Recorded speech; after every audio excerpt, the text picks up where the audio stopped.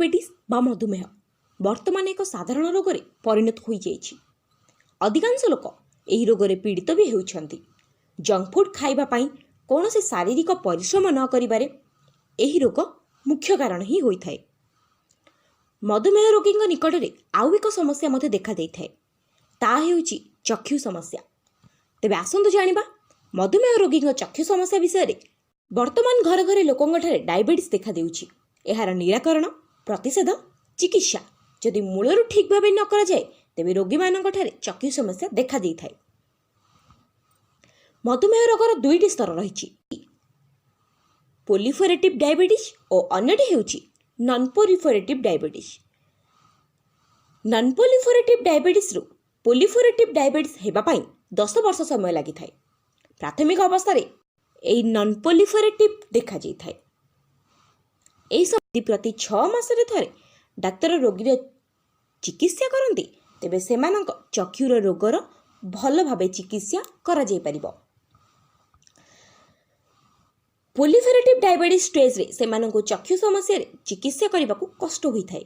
चिकित्सा कले चक्षु समस्या दूर होई थाए, ताहार भी कौनसी ग्यारंटी मध्य न। डायबिटीज को नियंत्रण में रखिबा चक्षु पई एक गुरुत्वपूर्ण अटे।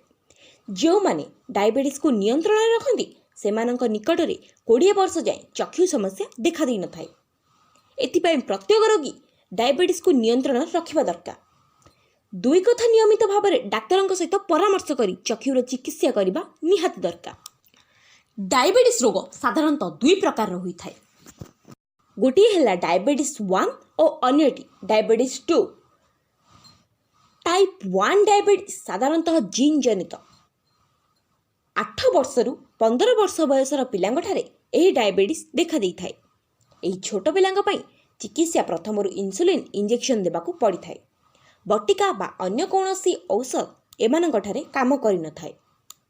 टाइप 2 डायबिटीज जदि सांघातिक एथिरे पीड़ित थिले जदि ठीक समय चिकित्सा न हुए तेबे चक्षु नष्ट हेबार संभावना अधिक थाए।